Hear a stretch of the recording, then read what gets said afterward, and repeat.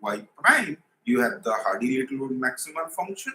Now, if you hit that, then this is going to be the maximal function corresponding to omega. It's generally believed that the maximal function um, uh, proof will be easier, so people started attempting this problem. But it turned out to be a very hard problem. And then Michael Christ in 1988, you see, this is the question which Calderon and Zygmunt they resolved in uh, the Calderon-Zygmunt operator. They had resolved in 1956. And now for more than 30 years, this M omega boundedness was not, uh, people did not have the clue that how to approach this. So essentially, Michael Christ in Annals in 1988, Michael Christ, of course, was a student of Calderon. So for d equal to 2, he proved that M omega is bounded from L1 to L1 infinity. And then in the same year, Rubio de Francia and Michael Christ, they proved it for any dimension. So from d equal to 2 and is Michael Christ, and for d greater or equal greater than 2 is for Rubio de Francia and Michael Christ. Okay.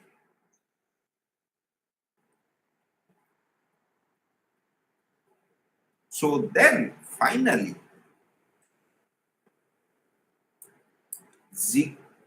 and they have also in this paper, Inventionia paper, Rubio de Francia and Michael Christ showed that T omega is bounded from L1 R2 to L1 infinity R2.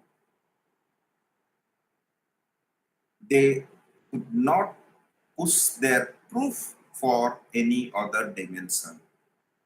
They believe that they can, it's a not published paper, but their attempt, they could go up to d equal to 5, but rest of the thing was all very, very difficult. Then in 1996, Andrew Ziegler, he proved it for all dimension. That means T omega is L1 RD to L1 infinity RD by introducing micro-local analysis. Okay, so now this question got resolved, that T omega story is that it is from L1 RD to L1 infinity RD was resolved by Ziegler. Now the question we had asked ourselves whether the principal value integral, it exists or not. Pointwise almost everywhere it exists or not. And for that, the general philosophy is that we need to show the boundedness of the maximal operator corresponding to T omega star. So now this is the question what one asks, that T omega star is defined like this as we have discussed earlier. So now again one can show it for P bigger than 1, T omega star F is lesser equal to some constant times LP norm of F. So that means if F is an LP, then T omega F exists pointwise almost everywhere. Now, what about P is equal to 1? That is still is an open problem. This T omega star from L1 to L1 infinity in all Rn is not yet known, not even for n equal to 2. So this is an open problem. So is it fine till this point of history? Any question at this point? Okay, if not, then we'll move further. So this is what is there a question in the chat? Let me see. No. Okay.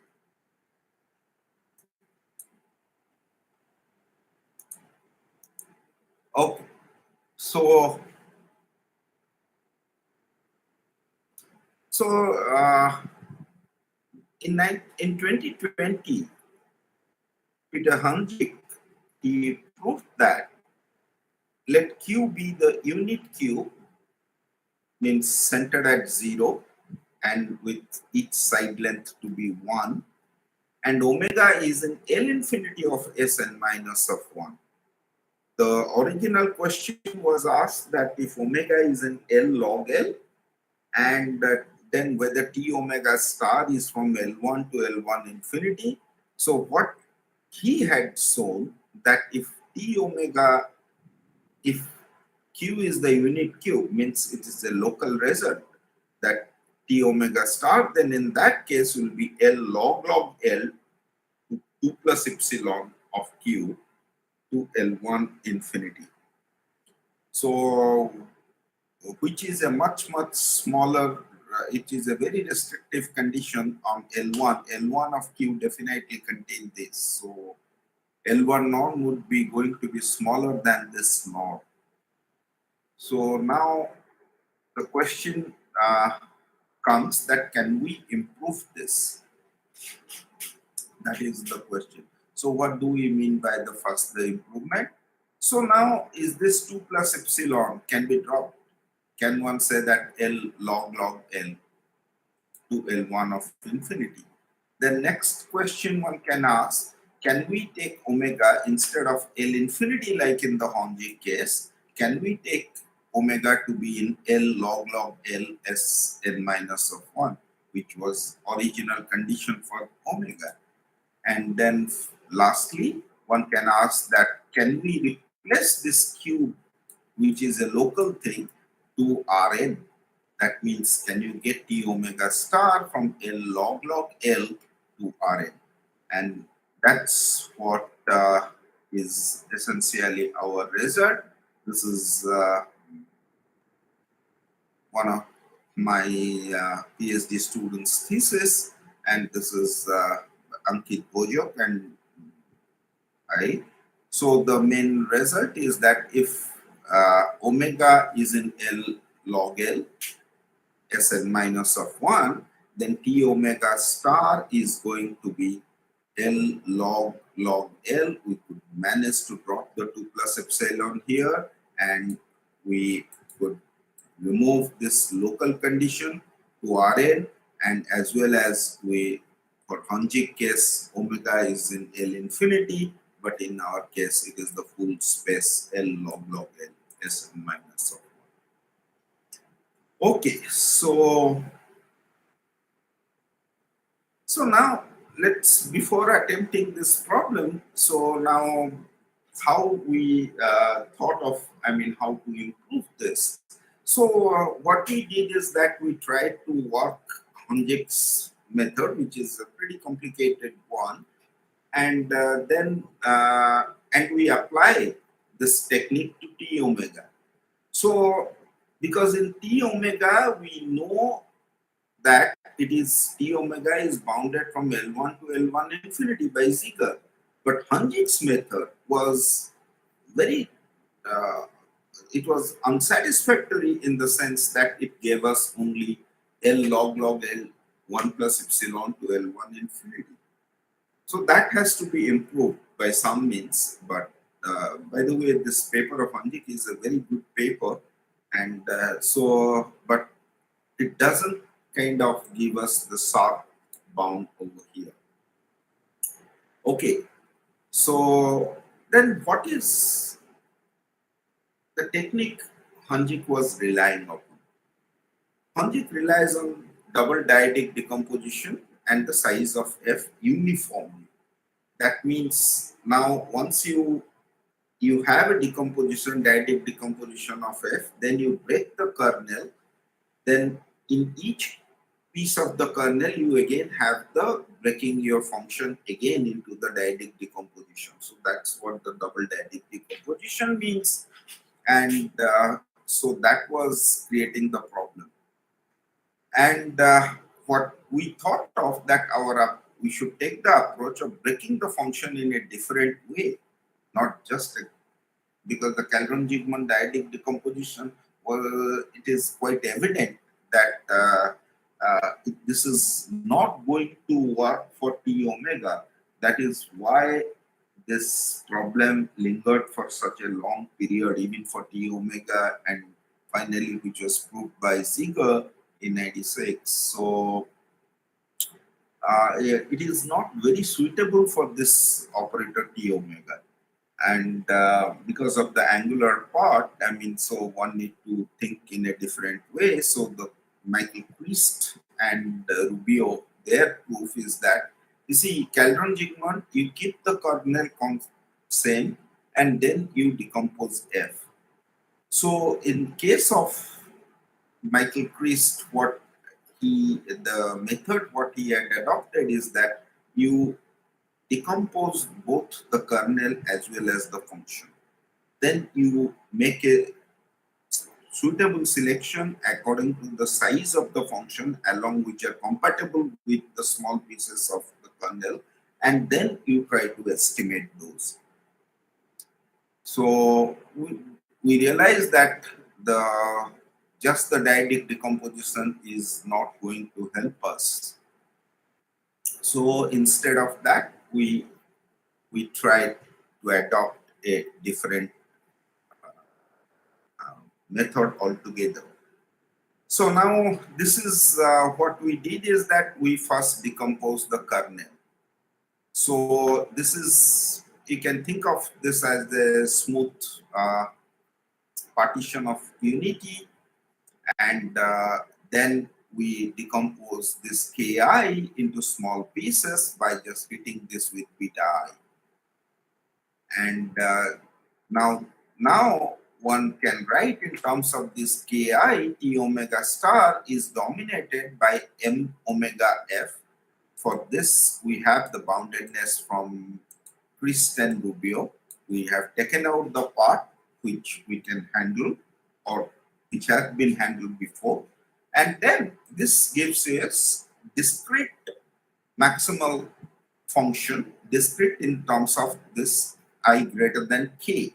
This I is now over z, and now this I greater than k, we take the truncated discrete one. So now essentially we need to study this discrete maximal function. Okay. So now the question, so kernel, we have broken it into that part, and now it is the question of how to break our function. So Calderon-Zygmunt, usual Calderon-Zygmunt is this. So what one gets that you get the Calderon-Zygmunt cube and f is equal to, so summation over f cube, where f cube is the average of f. So now you take out the g to be outside this. Then what you do is that inside in Calderon-Zygmunt, you are taking out the value of g, nothing but the average. But here, what we are trying to do is that we are keeping the function, but in a restricted one. It is, if x is in this Q, and all those points where we have a control over mod f. See, we are not just putting a kind of a constant function on those cubes. We are letting the function, good function, to behave with each point with the varying behavior in this region, and we want to control it by saying that mod of f is less or equal to 2 to the power c1 alpha 1, and then fq is this.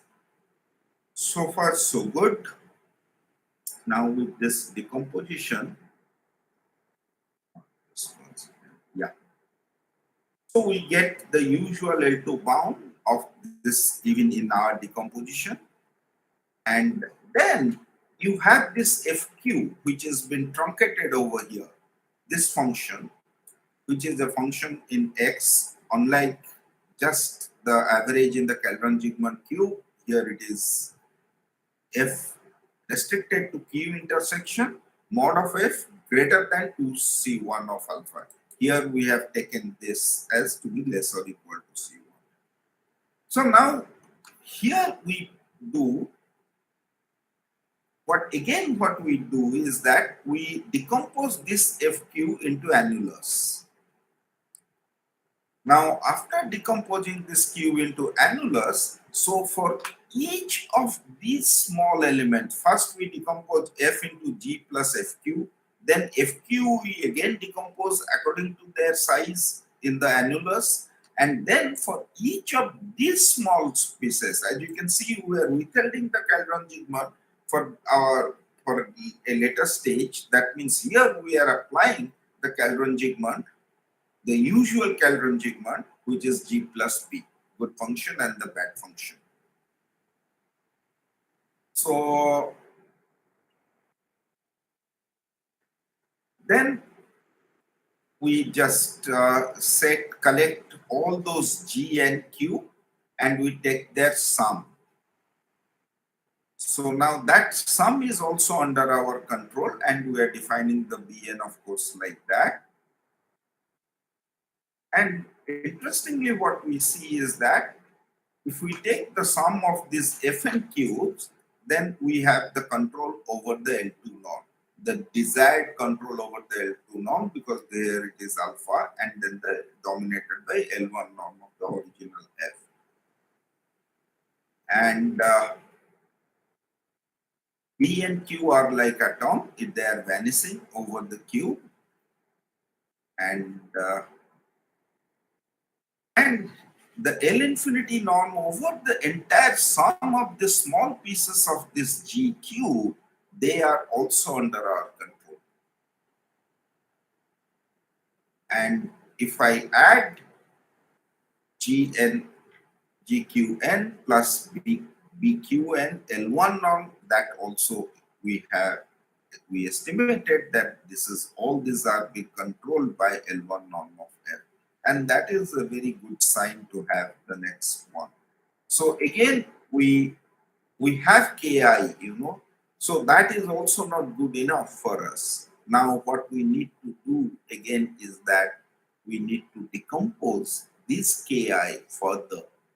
So, and we do smoothen out the kernel Ki by writing, again through the partition of unity, we write this Kni is equal to Ki convolved with the phi to the power n minus of I. Okay, so far so good. So till now the breaking part is done. So now we look for the set in which we have trivial estimate. So that set is an exceptional set that we can take all those Q, fix the center and blow it up by 100 D. Now here the mod Q, we have the estimate over the measure of the Q. If you add it, then this is going to be dominated by 1 over alpha L1 norm of F from the Calderon-Zigmund theory. So this E is under our control, measure of E as the required estimate. So we can throw this E out. So we are only concerned in that all those set X which are lying in the complement of E.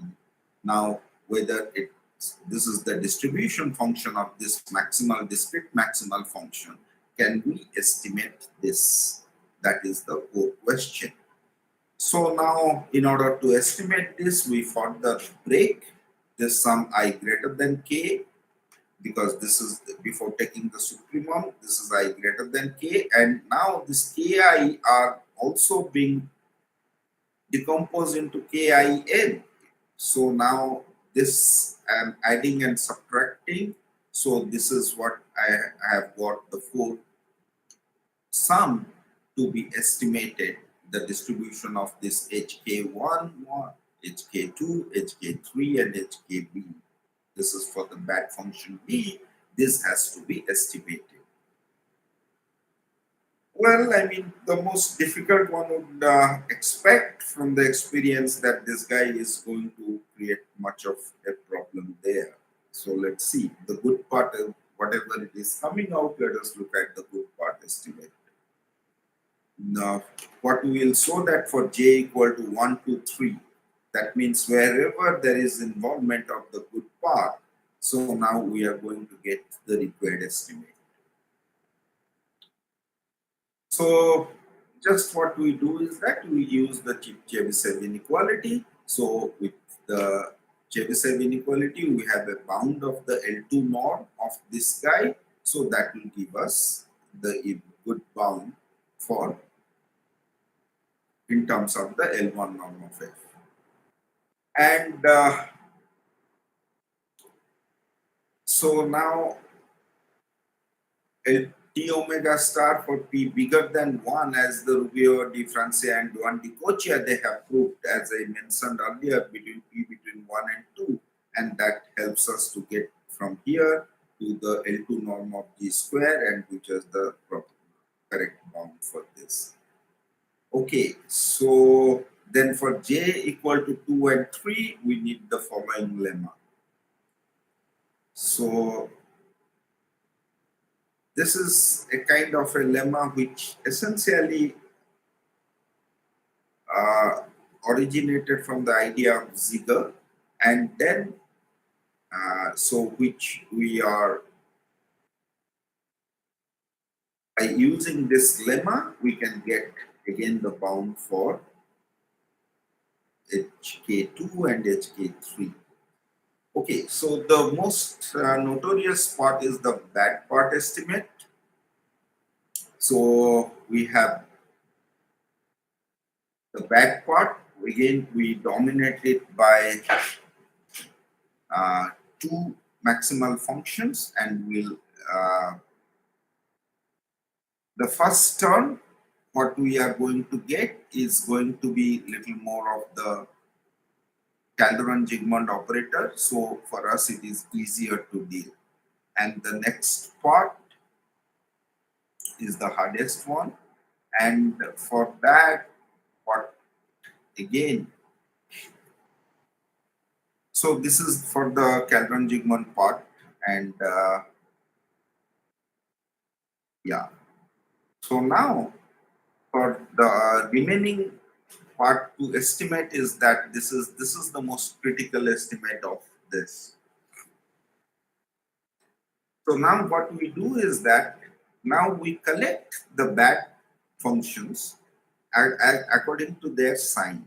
So this is nothing but BSN, as you can see, this is the sum over BQN, and LQ is 2 to the power S. So this is the idea which basically was given by Michael Priest in his first paper. So then support of K and I is in this. So now the convolution, when we know that it is going to kill something and it has to, because of the support of this Ki, what we can get that if S is less than 3, then Bi minus Sn convolution of this kernel, because of the support of this, it's going to vanish. So only thing it remains to show that this sum is S is greater or equal to 3. So that is what we would like to do. So now essentially, so first we try to, here we need to get S greater or equal to 3. So first we try to do the finite many sum, and the Cn has to be chosen very cleverly depending on our need. And so first we will estimate this finite sum over S, then the tail part of this sum. Okay, so here we just use the L1 Chebyshev. Now once you use the L1 Chebyshev, you are going to get the L1 norm of this entire quantity. And so if we push the L1 norm, this is a convolution. So therefore this is dominated by the L1 norm of this L1 norm of this quantity into L1 norm of Bi minus of Sn. And L1 norm of this is going to be less or equal to the L1 norm of this plus L1 norm of this. This is nothing but triangle inequality. And we have already estimated that the L1 norm of the small piece, that is the clever breaking down of the kernel, so that it is control over the L1 norm of omega. And we are only interested in L log L. L log L is norm of omega is bigger than the L1 norm of omega. And then this is, we have got it in terms of the atom. So that after getting sum it up, we will get the required estimate that this is less or equal to f of L log L. Okay, because so this part, once it is done, now the point is that this is what we have done it more or less for the L infinity omega we have started with, but now how to go to L log L of the omega to deal with this omega. This is a standard trick. I mean, you break the sphere depending on the size of the L1, and then essentially this one can get it over there. Okay, so now the remaining part is that we need to depend on the microlocal analysis of Ziegler. So the kernel estimate of satisfy. So this is a very interesting observation of Ziegler, that how to decompose, that one would like to go to the Fourier transform and see that where the Fourier transform is concentrated, and depending on that he had got taken out certain smooth part of the Kn, and here he had given us the appropriate bound. This is the microlocal analysis of Ziegler. So then we go for the Ziegler's decomposition. That is a bit too much to say at this point. So now, once we have the Ziegler decomposition, yes. Any question? So once we have the Ziegler's decomposition, then we can get the bound. But now the point is that we need to get this truncated one, what we are going to get. So in order to go to the original maximal function, we need something like a Kotler type of inequality. So this is what we managed to prove, is this Kotler inequality, and with this Kotler inequality, one will finally get the boundedness of the T omega star, because for the Calderon-Zygmunt decomposition operator, T omega star is simply going to be dominated by m of T omega plus mf. That is the Hardy-Littlewood maximal function. Then you have to run through again the Calderon-Zygmunt decomposition and try to get that. So one would like to get, for any kind of maximal function, an analog of the Kotler inequality, and this is what is our Kotler inequality in terms of HM and IJ.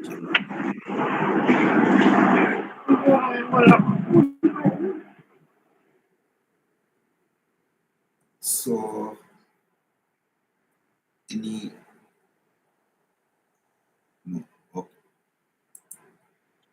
So that's what finally what we can.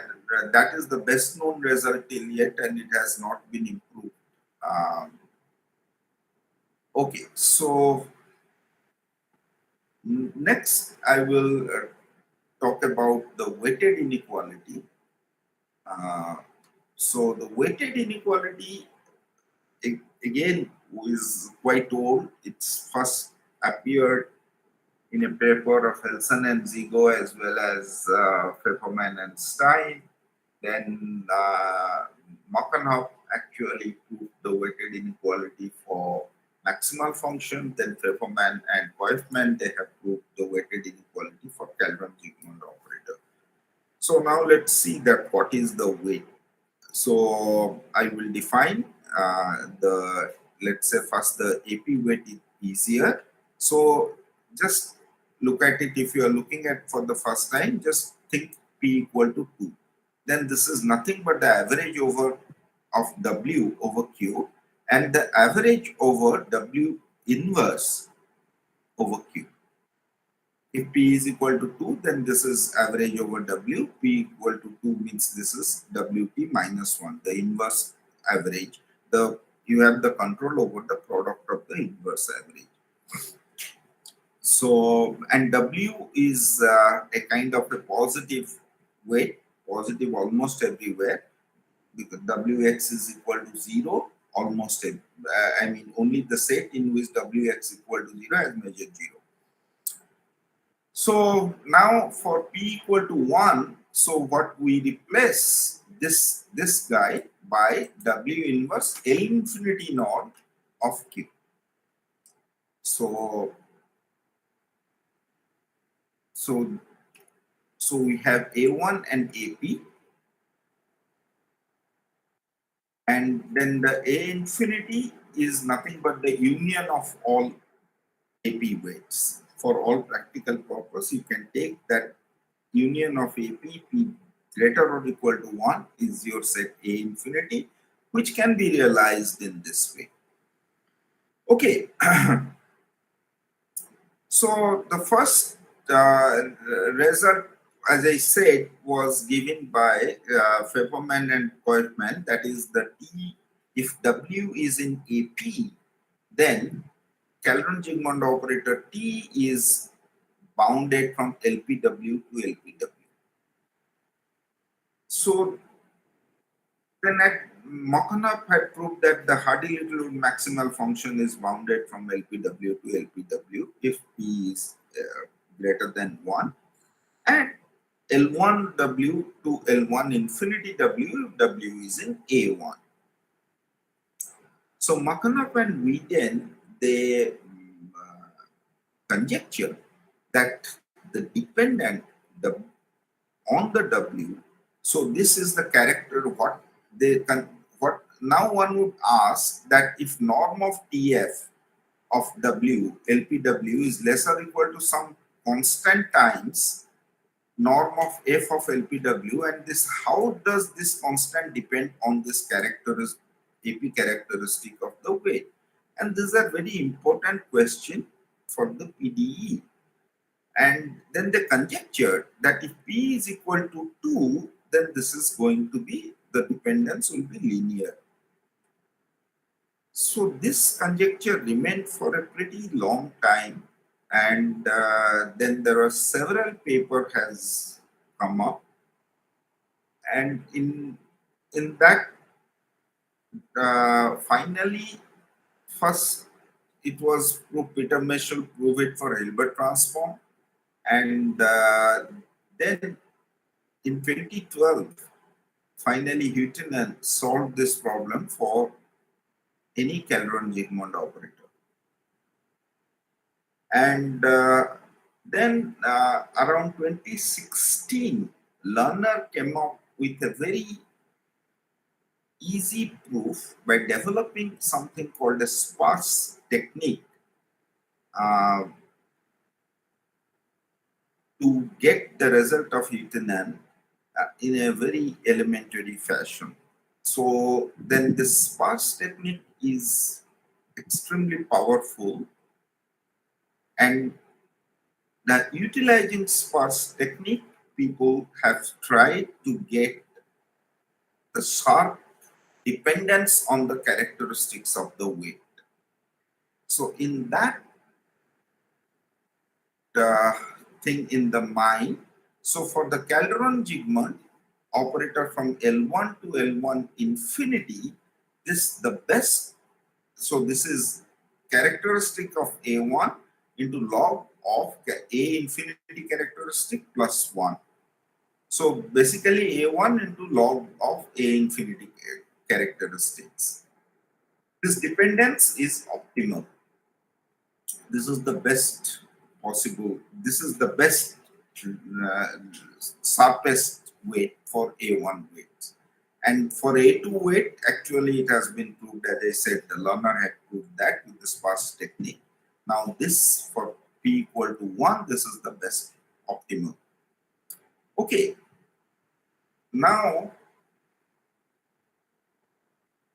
this above dependence also, now one would like to ask that what happened to the maximal Calderon-Zygmunt operator? And it turned out that the maximal Calderon-Zygmunt, the sharpest weight is also the same as that of the Calderon-Zygmunt. So this is the story about the Calderon-Zygmunt operator. Okay, so now one would like to ask what can we say about the rough singular integral operator? Rough means why I am calling it rough. As I said that this omega doesn't have any differentiability condition. If it satisfies some sort of smoothness, then T omega would be a Calderon-Zygmunt operator. And we have done already, we know that what is the. Interestingly, for the rough, what we are going to get in this extra term, for the Calderon-Zygmunt, we get only A1 characteristics into log A infinity characteristic, but here for the rough, we are going to get the A infinity characteristic, which is not unusual because still it is an open problem that till for the T omega for L2 to L2, we know that it is bounded, and if we ask that L2W to L2W, it is bounded, and what is the sharpest weight known, then various sparse technique and order gave us that the square term, quadratic. So now we do not know, even it's not clear that whether this is going to be quadratic or not. Nobody knows even for T omega for P equal to 2. That is it's an open problem. And very recently, few months back, a mathematician had shown that if for P equal to 2, if it depends on the characteristic to the power alpha, then alpha has to be greater than 4 by 3. So it can never be linear. That is very clear. Whether it is going up to 2 or not, so it is not unusual to expect something extra if you are going to use a rough singular integral operator. So till now, this is the best for the P equal to 1 case. This is the best weighted result what we have for T omega. Now, already now have got some sort of the endpoint for T omega star. So it was natural for us to ask that what is going to be the weighted bound. So weighted bound for this, what we have got is exactly, it matches with the weighted bound for T omega, which is in the case of the Calderon-Zygmunt theory too. So this starting off with the Calderon-Zygmunt decomposition, then estimating each of the copies. So very pleasantly, only last month, two mathematicians, they have put their paper in the archive that they got our result by using the sparse technique. So the result is they couldn't improve this result because it is almost impossible to improve this result unless and until one improve this result. And the folklore is that one believes that this is going to be the best. So now this is the result is there, but now we have got a few months back, couple of months back, I mean the new paper is giving an alternative proof for this result. So I think I should make a stop here. So I'll be happy to answer any questions. Okay, thank you.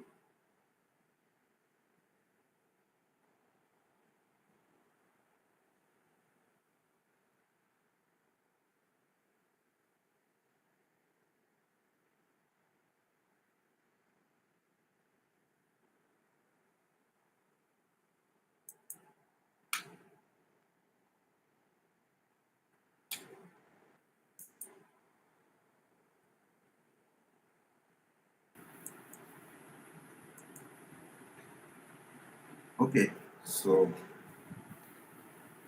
Thank you, sir, for a wonderful session. So, if anyone has any questions, please feel free to directly ask, or you can even type in the chat box.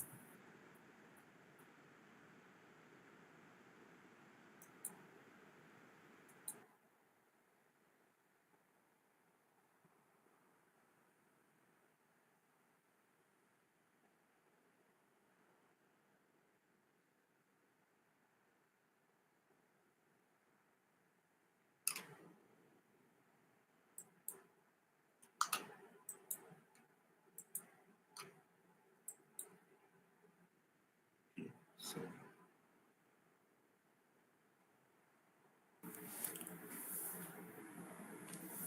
Excuse me, sir.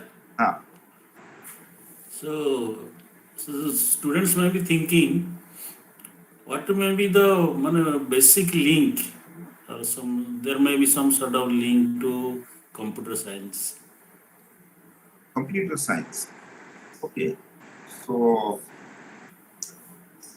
well, I mean, if we as most of them, they would be knowing that all this Fourier series, they have a tremendous amount of link to the computer science, starting with how fast you are going to compute. Suppose the question is that what is how quickly you are going to compute some sort of the series of polynomial. Again, that you are getting the coefficient, how you are going to get the function itself by knowing the frequency, and then distribution of the numbers, which is plays a very important role in terms of the cryptography, in terms of other things, how your numbers are being distributed. Is there a pattern, and you want to create a pattern for which nobody can break it? So all these are dependent on the Fourier analytic method. So that is vaguely I can say of that. So now but most of this RD or higher dimensional thing, these are essentially being used in PDE to answer some of the major theoretical questions. Actually, our honorable vice chancellor's vision 2030 is that we should open a department called mathematics and computing. Right. We are going to open it very shortly. I think this conference, this workshop, is a step towards that. Yes. So you may advise something about that.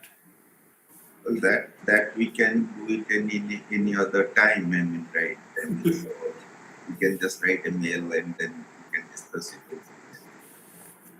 Okay, okay, sir. Thank you. Okay, thank you everyone for being patient. So can I? Thank you, Can, sir. okay, thanks. So I can leave the meeting.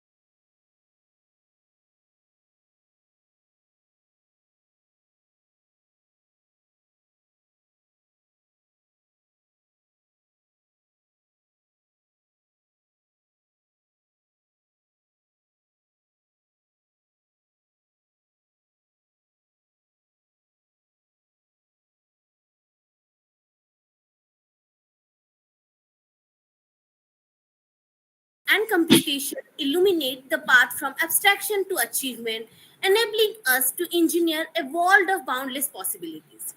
Through intricate algorithms and elegant equations, they unravel the mysteries of nature, empowering us to harness its forces for progress. Like architects of knowledge, they construct bridges between ideas and implementation, forging a destiny woven with logic and creativity. In the realm of applied mathematics and computation, innovation dances with logic to compose the symphony of technological advancement. With this, let me introduce you to our last esteemed speaker for today's evening. Professor Biswaranjan Behera is a renowned expert in the field of mathematics with an impressive career spanning 13 plus years at ISI Kolkata and IIT Delhi.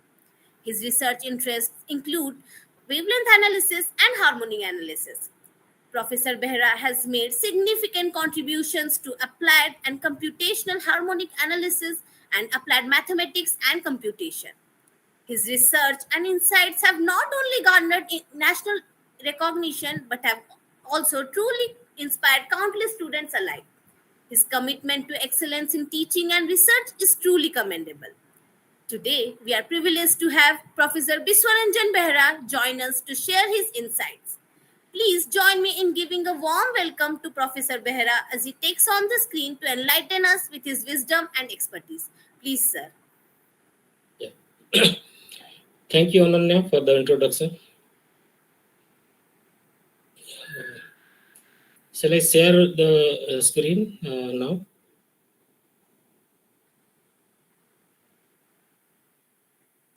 Yes, sir, you can proceed, sir. Yeah. So let me.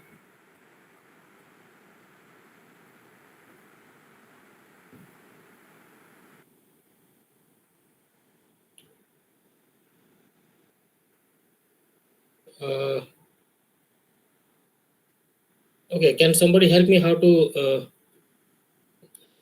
share my PDF file? I'm not able to. Okay, just a minute.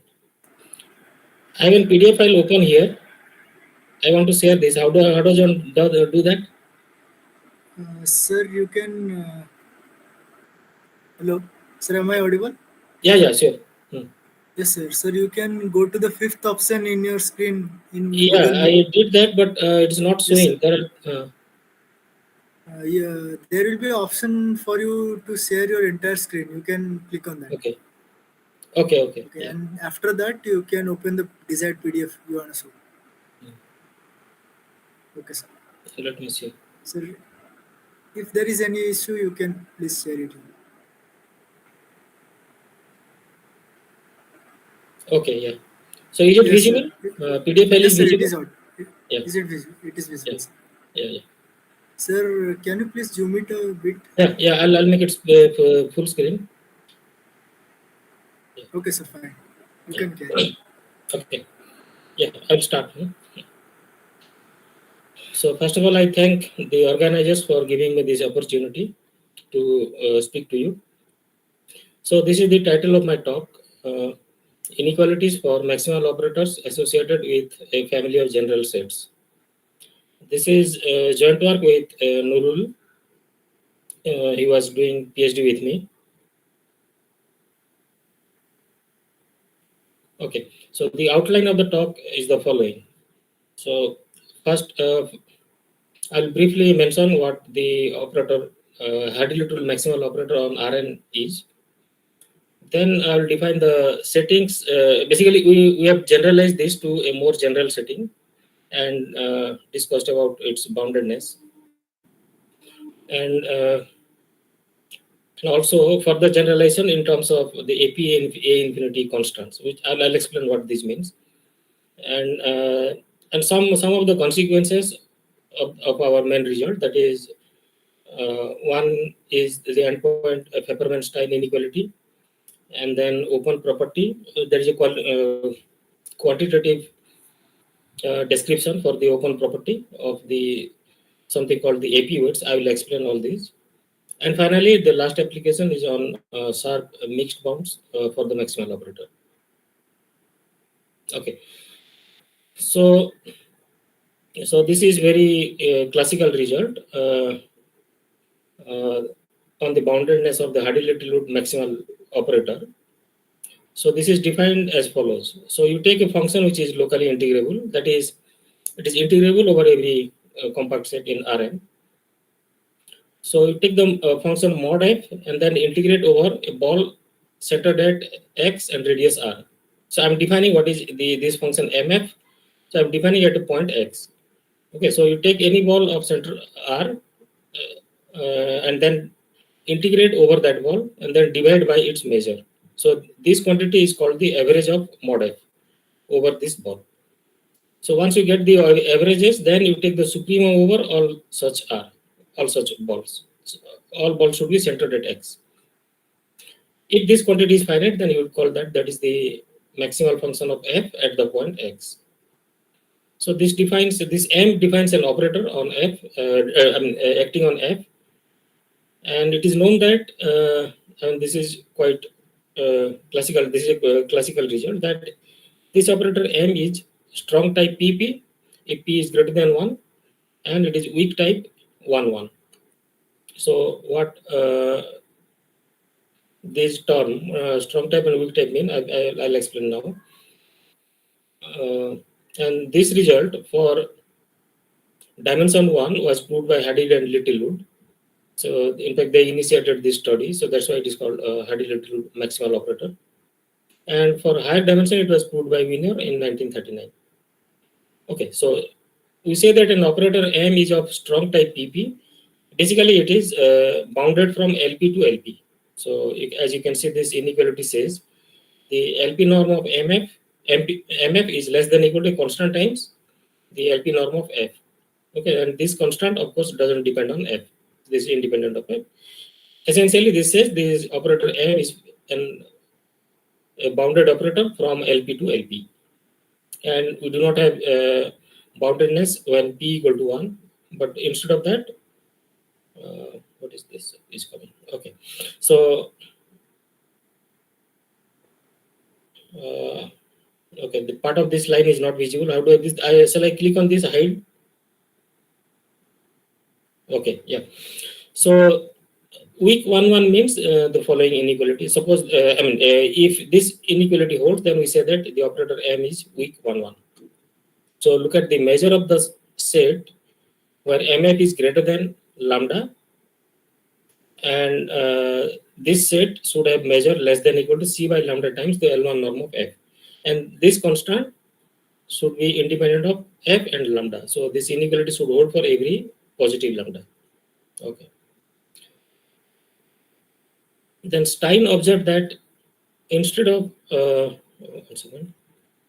So in this definition, we are taking averages over balls, and this integral is with respect to Lebesgue measure. Stein observed that instead of taking balls centered at x and Lebesgue measure, you can also take more general sets instead of balls, and instead of Lebesgue measure, you can also take a non-negative Borel measure. Okay, and you can again ask the same question whether this operator M is weak type 1 1 or strong type PP or what. Okay, and then he defined this collection of subsets of Rn or Rd in place of the balls. Okay, so suppose for each x you have a collection of non-empty bounded open subsets of Rd. We denote it by ERX, and you take the script E to be the set of all such ERX. We also assume that the sets, these open subsets consisting of E, they are monotonic in R in the sense that whenever R is less than equal to S, ERX is a subset of ESX.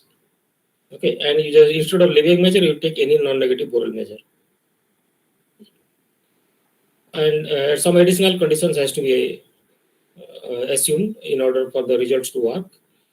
One is that if two such sets with the same R intersect, then one set can be put inside a similar set, but now instead of R, we have some bigger R because this theta is greater than 1. So there is a fixed constant theta so that this happens. And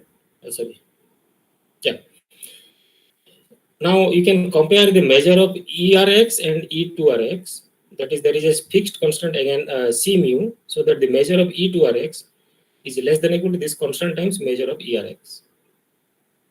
And this should happen for every X and every R. And intersection of all these ERX closure should only contain X, and their union should be RD. And one final condition, this is a technical condition, that this function taking X to the measure of ERX intersection U should be continuous for every U. So all these are defined by Stein, and then instead of balls, you just take ERX, then take mod F, and then take the average of mod F over ERX, and then again exactly the same definition. We call this M epsilon, and Stein proved that again F is defined almost everywhere, and it is a weak type 1 and strong type PP. He also observed that instead of Rn, you can generalize this to a more general setup, like RD can be replaced by finitely generated discrete groups of one polynomial growth, or you can also take a smooth compact Riemannian manifold. All these are explained in one of Stein's book. Okay. So some examples of this collection E are the following. Of course, if we just take the standard Euclidean balls, then we have the old setup. And instead of balls, you take a family of rectangles containing X. Okay, for X, you just take all rectangles containing X, and then take all such rectangles. Then it is known that the corresponding maximal operator is not weak type 1, and also not strong type PP. So if you just take arbitrary rectangles, then this result doesn't work. But if you put some restriction on the rectangles, like you take rectangles with sides parallel to the coordinate axis, in that case, we can obtain that M epsilon is strong type PP, but again, this property doesn't hold, that it is not weak type 1. And even if we put some more restriction, like the sets in script E are monotone in the sense which I mentioned earlier, even then the weak type condition cannot be improved. So these are some examples of the set E. Now we can talk about the boundedness of the operator on weighted spaces instead of just LPRN. So what do you mean by weight? So any local integrable function which is non-negative is called a weight on RD. And some special type of weights are the Mohanty weight, which is relevant to the discussion of Hardy-Little maximal operator. So we'll say that a weight W is in the AP class, in the weight class AP, or this is also called Mohanty weight. If this happens, that you take the average of W over B, and then average of W to the power -1 by P over B raised to the power P minus 1, multiply these two quantity and take the supremum over all such ball. So this B is a ball in RD. If this is finite, then we say that the weight W is in Mohanty weight class AP. And this constant, this is called the AP constant or the AP characteristic of the weight W. This is not defined if P equal to 1, because there is a P minus 1 in the denominator here. So we define A1 differently. We'll say that the weight W is in A1 if MW is less than or equal to some constant times W for almost every X. M is, of course, the maximal operator defined earlier. Okay. And again, we can prove that the operator M is strong type P. You can say that, okay, this is bounded from LPW to LPW. LPW means this is the space of P integrable functions. Now, instead of Lebesgue measure, you take this measure, Wx dx. So you say that F is in LPW if integral of mod fx to the power P Wx dx is finite.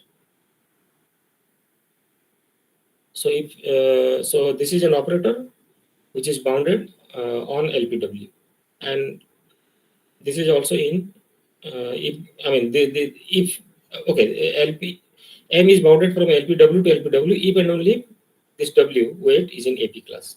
Similarly, weak type 1 property holds if and only if this W is in A1 class.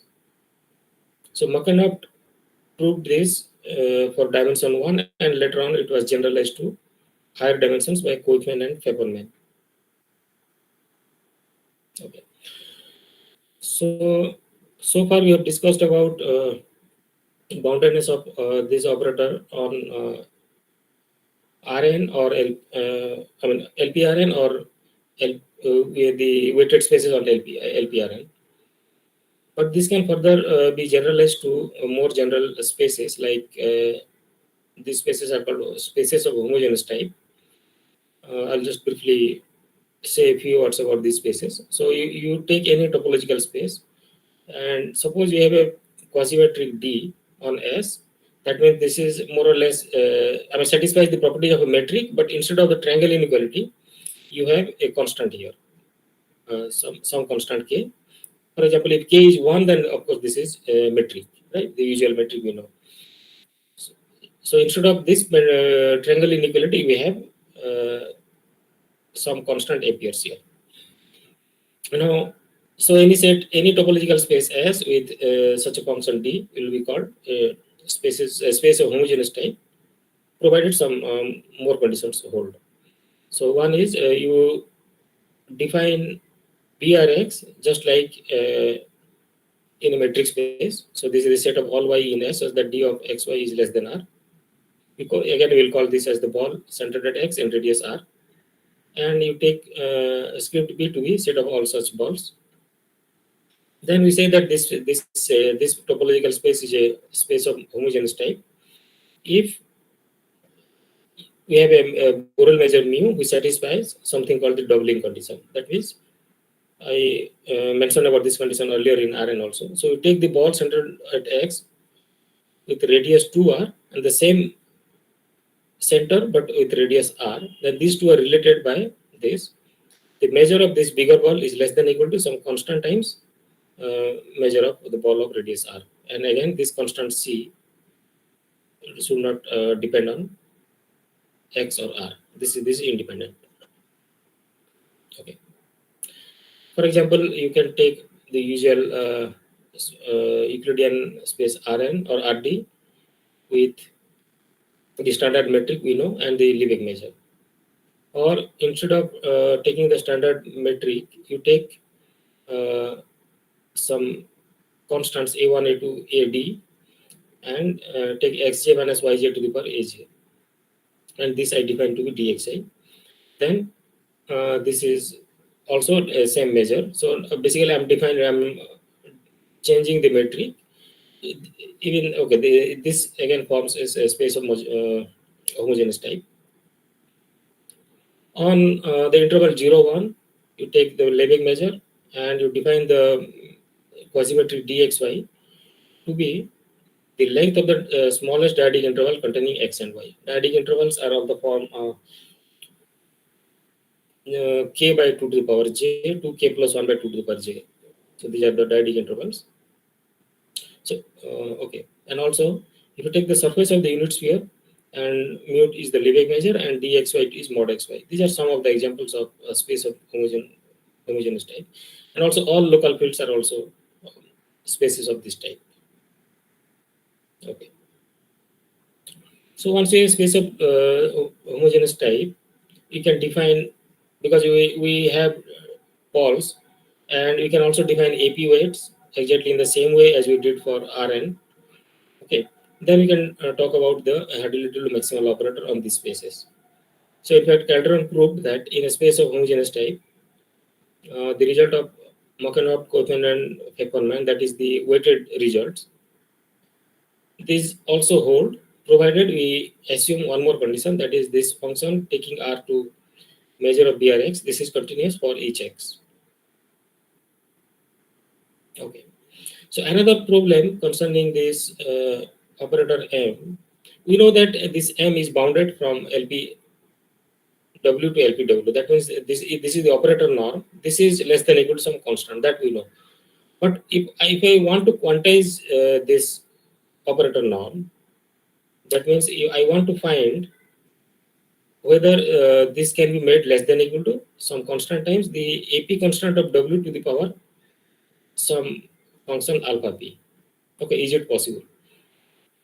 So in fact, Buckley proved that it is possible, and he found one optimal condition, optimal constant for this alpha p. So that is the following. So he proved that you can find there is a constant Cp, and the operator norm is less than equal to say some constant times the AP constant to the power 1 by p minus 1. So this is the alpha p is 1 by p minus 1. And he also proved that this is short in the sense that you cannot make this quantity smaller. He gave an example of a weight so that this cannot be further improved. So that means this is the optimal constant. And this result is further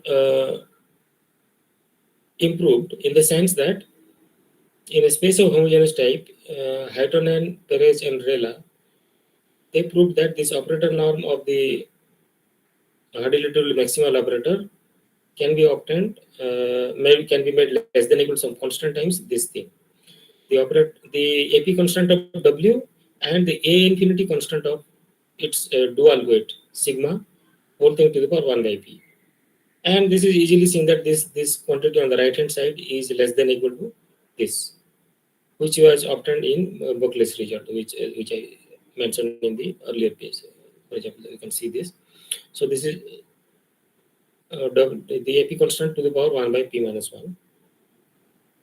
So this is a slightly better result. You can obtain Buckley's result from this. So it involves the AP constant of W and the A infinity constant of the dual weight of W, which I denoted here as sigma. So this is usually called the APA infinity bounds of W. Okay.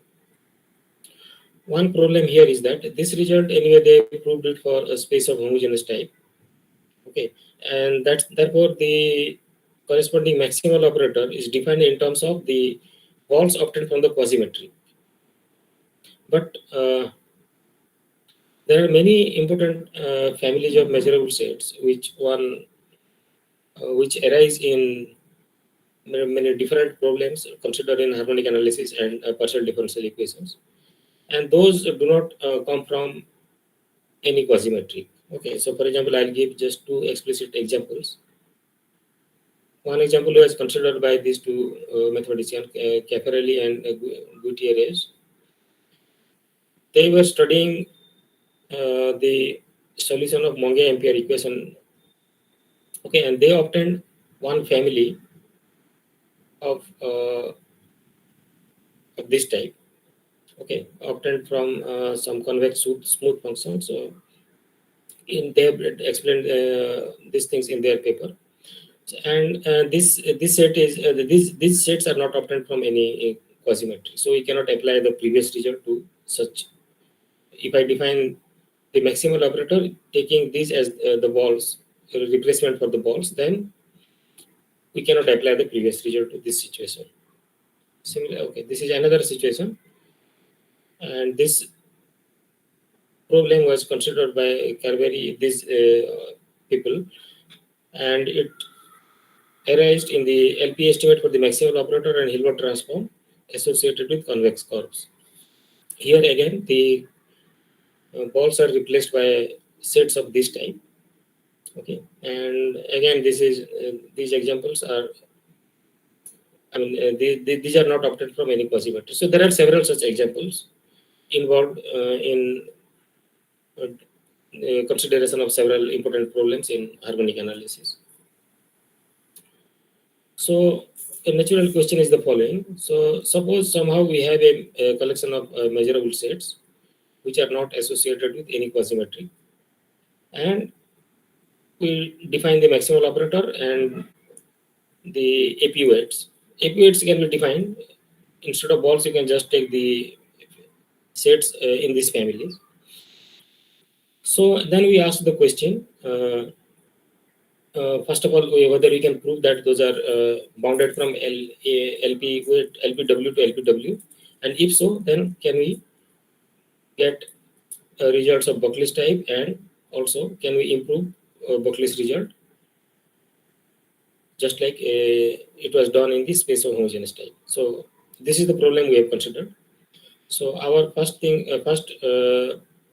objective is to give an affirmative answer. That means we can get this, but we'll do it in a more general setup. So first I will describe what is the setting.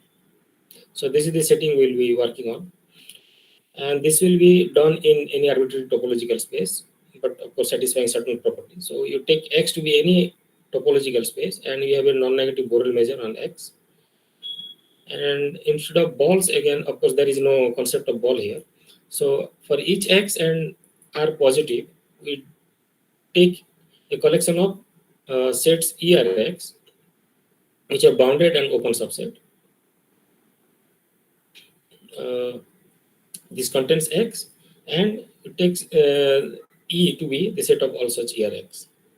And we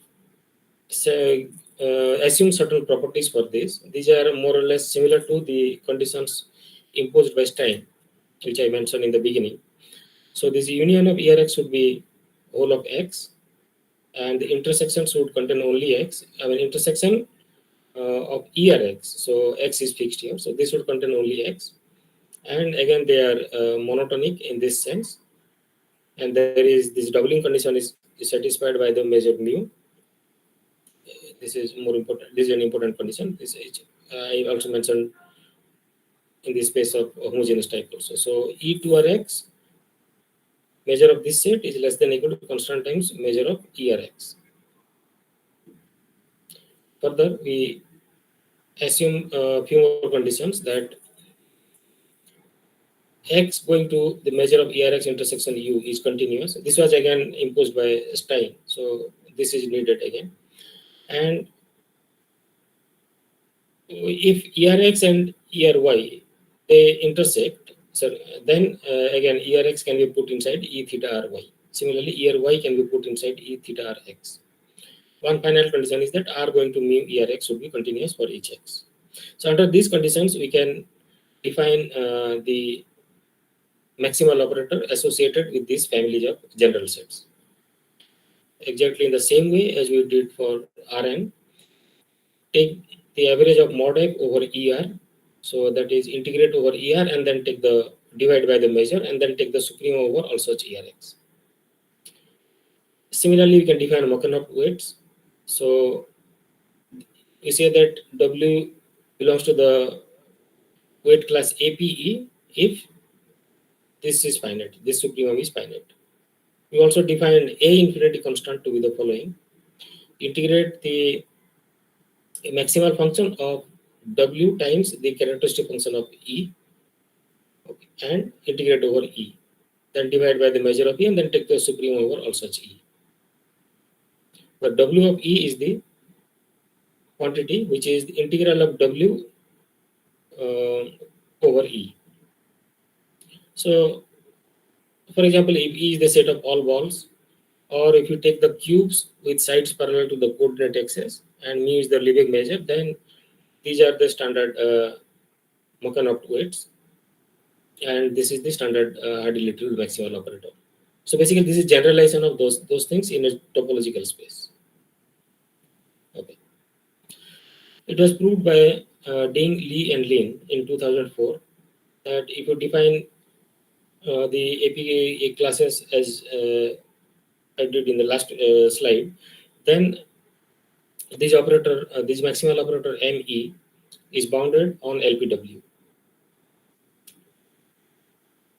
Again, so LPW is the set of all functions whose power mod F to the power P is integrable with respect to the measure W d mu.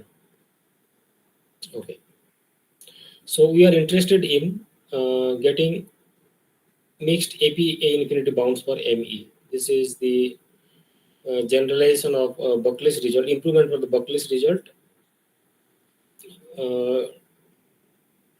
This is known for the spaces of homogeneous type. We want to discuss whether this is possible in this more general setup. So we have proved that this is possible. So we can estimate the bound, the operator of ME can be made less than or equal to some constant times the AP constant of W and the A infinity constant of sigma, where sigma is the weight W to the power minus 1 by P minus 1. This is called the dual weight of W. Okay. In order to prove this, so some other consequences are the following. So first, Dean, Lee and Lee also proved that AP weight satisfy the open property. Open property in the sense, okay, this is also known. This is also in fact quite easy to show that if W is in AP, then this is in AQ if P is less than Q. So that is easy to see. But what is important is this is a very crucial property that if it is, I mean, if W is in AP, then W is also in the larger AP classes. But what is more important is that it is also in a slightly smaller AP. So if W is in AP, then W also belongs to AP minus delta, where delta is small. So, but they did not specify how to get a delta for some particular W. So our first purpose is to get some quantitative information about this delta, and this is obtained by proving something called a reverse Holder inequality. But this is in the slight. This is in the sharp form, but also in the weak sense. In the sense that weak in the sense that on the left hand side, okay, this inequality holds for all sets E, but the usual reverse order inequality in Rn has the same set E and E here as well as on this side. But here we are not getting the same set E, but we have slightly larger set. I will explain what this set E hat is. Okay. So using this reverse order inequality, we have proved several other things like one is the what is usually called the endpoint Peppermint-Stein in weighted inequality. So it says this was proved by Peppermint and Stein in Rn. You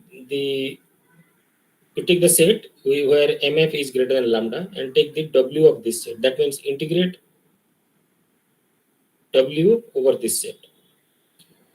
Then this is less than or equal to C by lambda times integral of mod F and MW. Another consequence is the following. So again, this was done by Peppermint and Stein.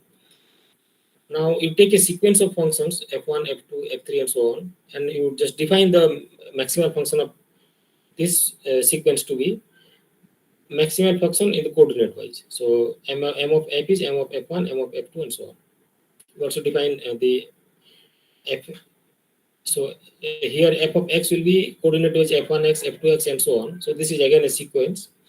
So define its LR norm to be like this, just like as if this is a sequence of scalars. Okay.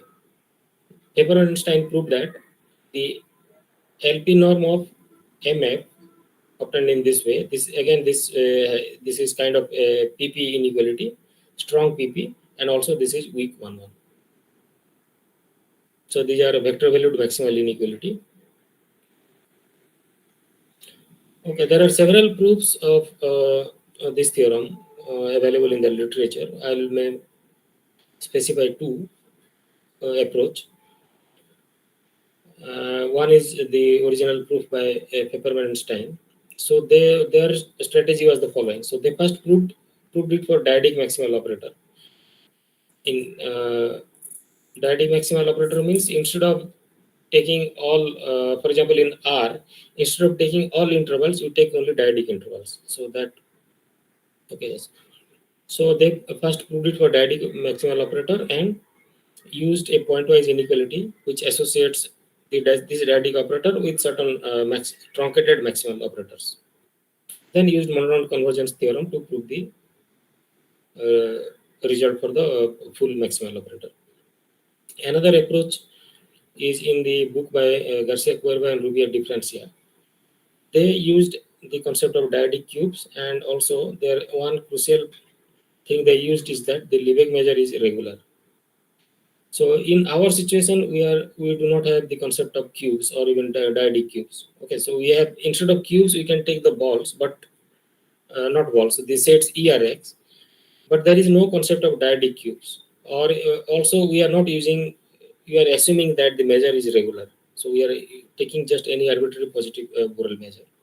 So we cannot apply the technique used by these people, and here also we do not have the concept of maximal operator. So both these strategies will not work in our situation.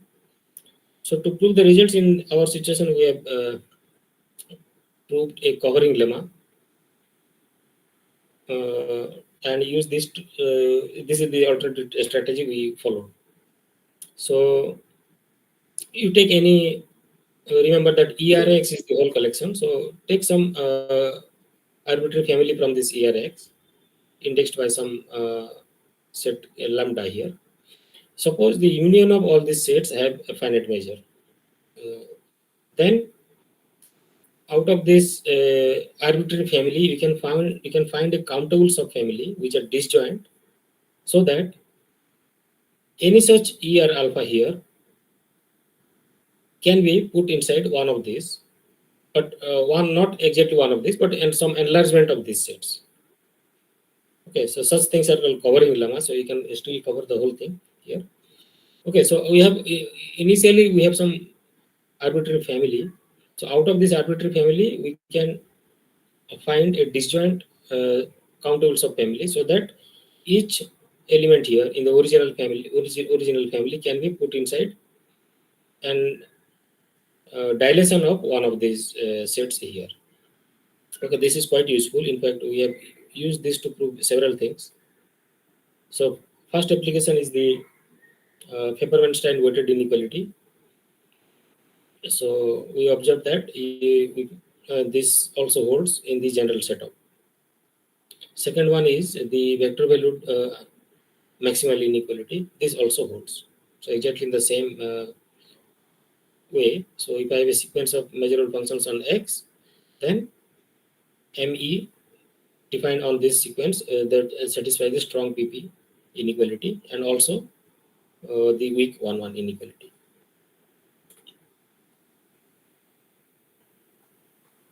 Okay, as I said in the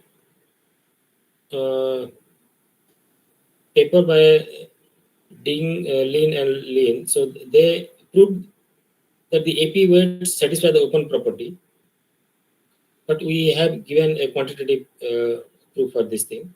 So I'll just give a short sketch of this proof. So we have, you take any arbitrary set E in the collection script E here, and I define BE to be the sets ERY, so that Y is in here, Y is here, and R is less than or equal to this R0. And E hat is the union of all such sets. Then we have a lemma that if F is in BE, then F can be put inside the dilation of EX0, this set. And if Z is in E, then the corresponding E hat is in, again, another dilation of ER0. Okay. Now for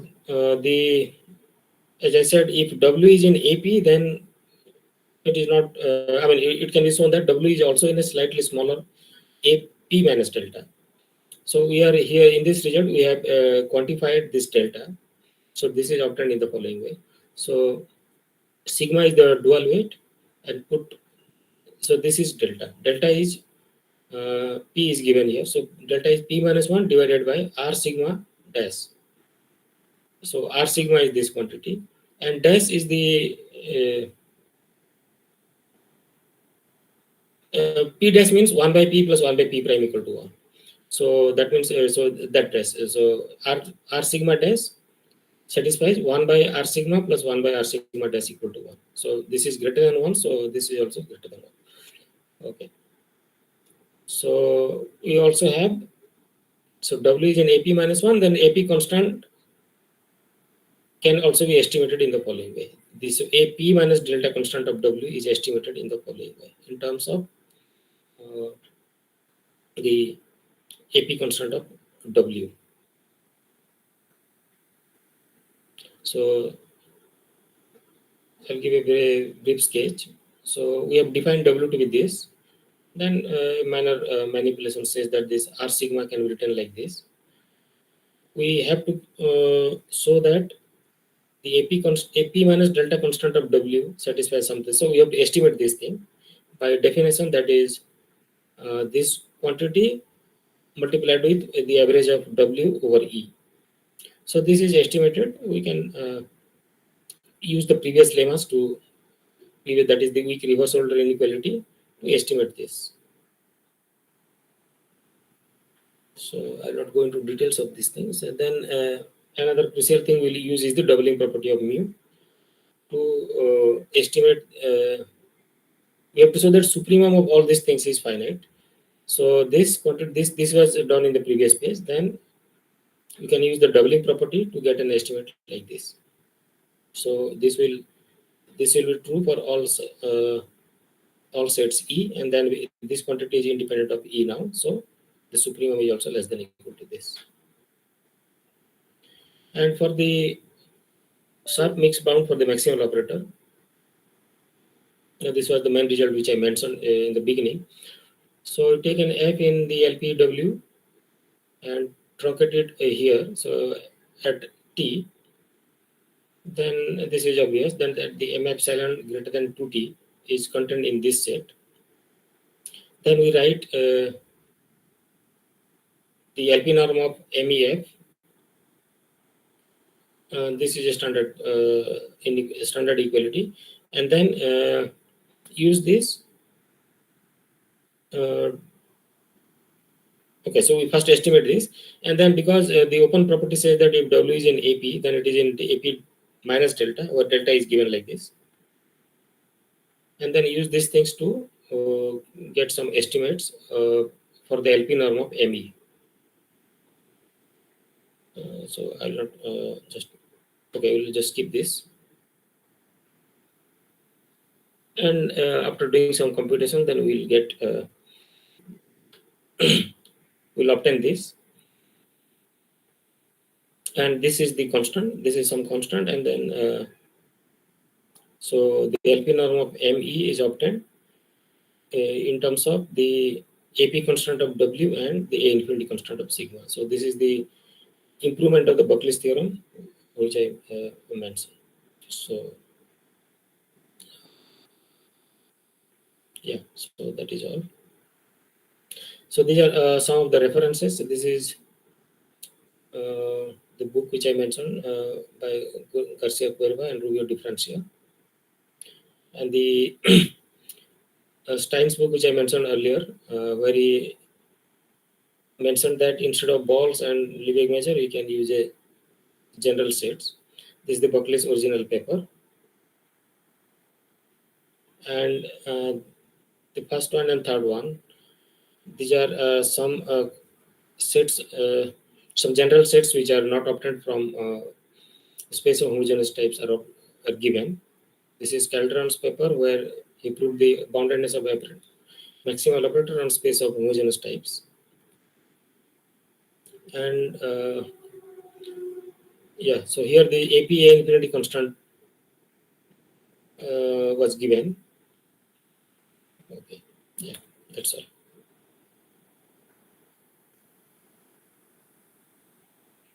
So I should say stop sharing, right?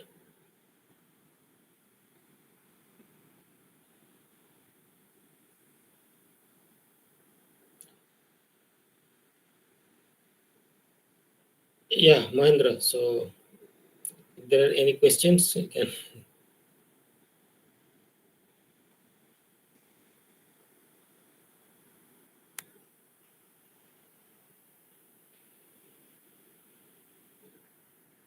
Mahendra, you are not audible.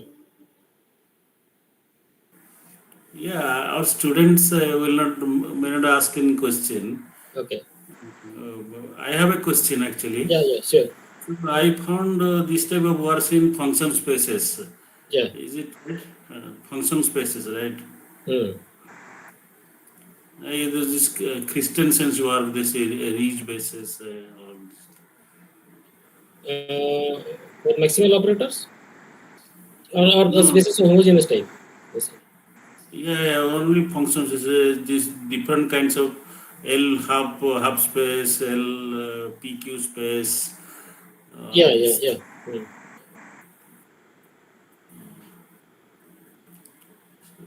What is the basic of this basis for this work?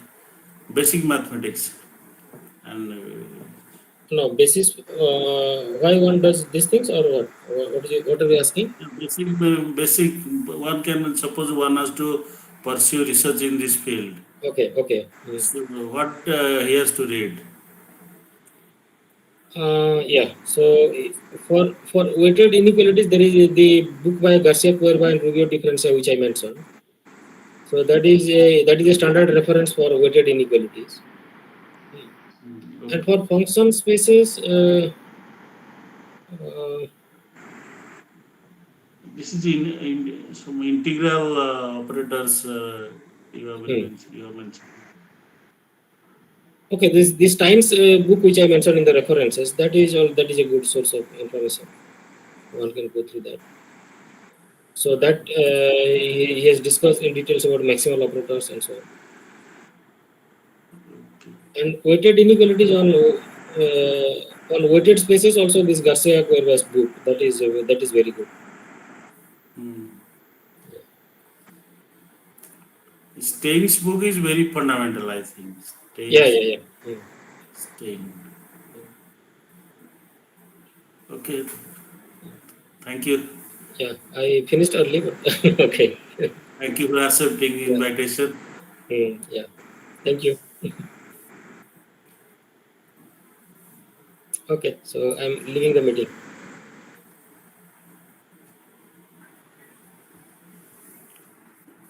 It was very interesting and amazing to have you among us, sir.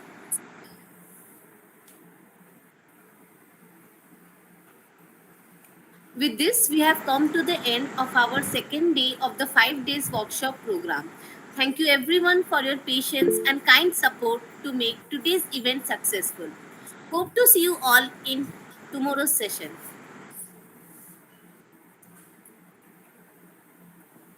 Thanks all the participants for their patience, and most of the thanks to our volunteers who are coordinating this event very. Okay. Thanks. We'll see tomorrow. We'll meet tomorrow. Okay.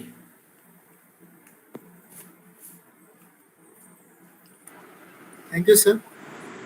I guess everyone has filled the attendance form. We'll be closing it shortly, so you have 2 to 3 minutes in hand. Please fill it faster.